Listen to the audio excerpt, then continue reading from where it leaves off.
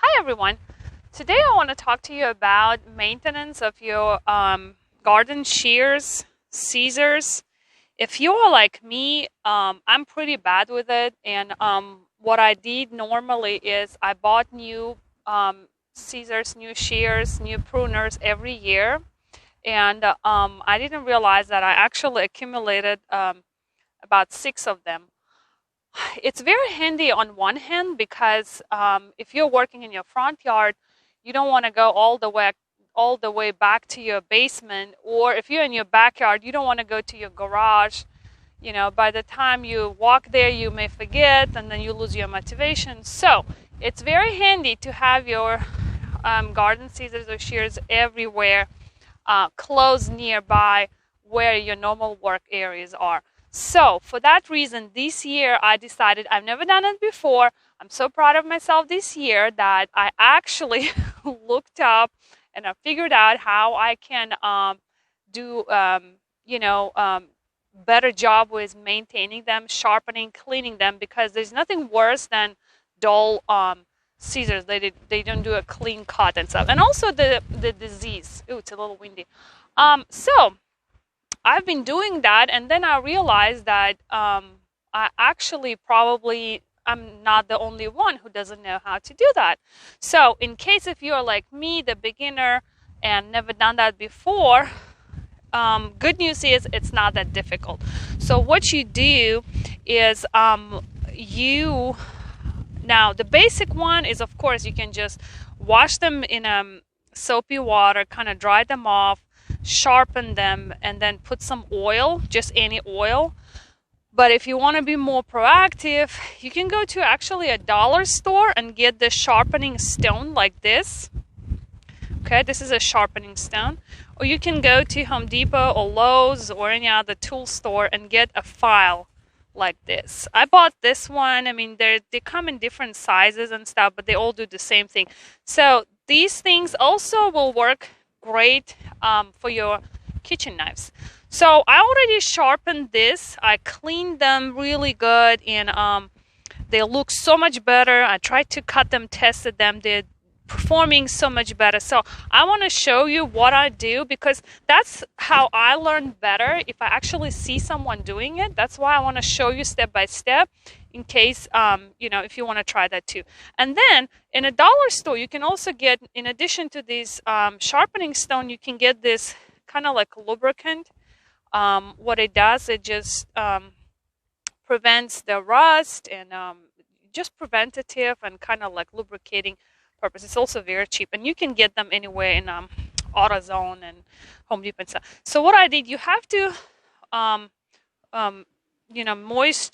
wet your stone, and then I kind of washed my pruners too. And you can wash and then do alcohol spray just to make sure it prevents all disease and stuff. I'm just trying to kind of prepare for the season, and trying, even if I'm not planting, I'm trying to think of things that I can do now that will help me when the actual season starts. So then just gently rub it against the little slightly angle, so you can see that it's actually getting sharp. Then twist it on the other side, and you just want to do that. If you have rust, you do that, and if you have like a little dirty stuff, but I don't want to really take off all of that black part. Now, if your husband is handy, you can ask your husband to do that. Obviously. But that's not the case here. So it's not that easy. It's not that difficult too. So I'm like, okay, whatever. It's kind of like makes me feel good too. I'm cleaning and I'm sharpening my tools. So it does already. I can already feel when I'm sharpening that it's kind of getting very sharp there on the edge. So that's it with the stone. So I have my little old kitchen towel. Now what I'm gonna do is I'm just gonna wipe it off really well to remove all the dirt. and possible rust, especially in these areas, like small areas. See that? And now the handles, I mean, if you're very particular, you can do the handles too, but I'm not worried about the handles that much. Okay, so now this is perfect. Now I'm just gonna use this lubricant. It's so easy. What I did is I just sprayed it like this, and I had a napkin here. I don't have a napkin. Okay, I'm just gonna lay it on the top of this. If you have a napkin, just put a napkin and let it soak in.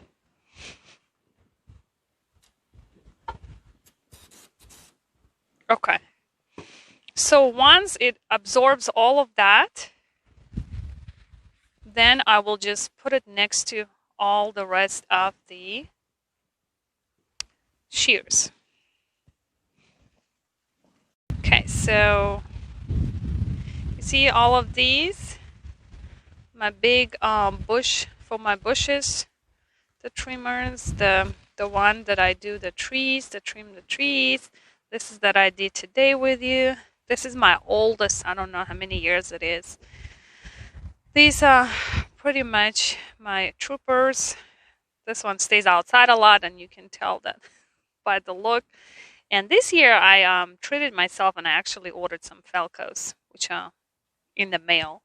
But still, I mean, I can use as many as I can, and it's just very handy to have them. So if you take a good care of them, they can last you for many years and do a good job. And also, real quick, I just wanted to add to this video, I received a package, so it's unboxing. For those who order online, probably came across Holland bulb farms. And although you already know that I planted a bunch and I don't really need it, but again, there's never enough of flowers in my house. So I'm opening this just to show you, in case if you're interested. You know, sometimes when you're ordering online, you may be wondering, oh, I wonder what kind of quality it will be. I wonder what size it will be. I wonder how packaged the bulbs or plants will be. So for those who are wondering about Holland bulb farms, and I honestly don't remember if I ordered from them before, but I just want to unbox it with you. And this was again sale. Was a very good deal. Let me see, let me just take this off. So it looks like, I don't even remember, but it looks like I ordered a bunch of hyacinths and lily, tulip, and rock garden delight. That's got to be a tulip. So it comes like this, and the size of the bulb is pretty, it's pretty big, I would say. You see the size of the bulb? So it's a pretty big size. They're not small. These are medium size. Spring Beauty, I think this is a mix. This comes as a mix of all kinds of spring flowers. Okay, well, I guess I will be planting them in the next day or so. Now, another quick thing is, if you haven't done so, probably it's a good idea, if you're reusing some of your pots, wash them, clean them, and soak them for a little bit in chlorine water, like a little bit of chlorine and water, just to soak, just to